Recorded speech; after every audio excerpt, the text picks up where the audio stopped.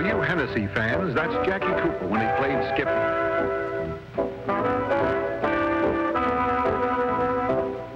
He was warming up for a little publicity stunt with Groucho and Harpo Marx. That pretty starter is Carole Lombard.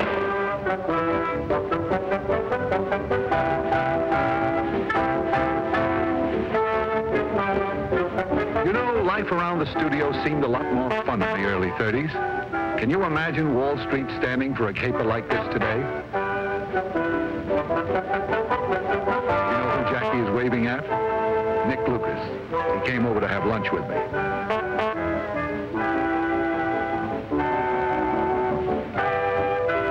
That fellow at the finish line is Charles Laughton. Harpo really gave Jackie a bad time.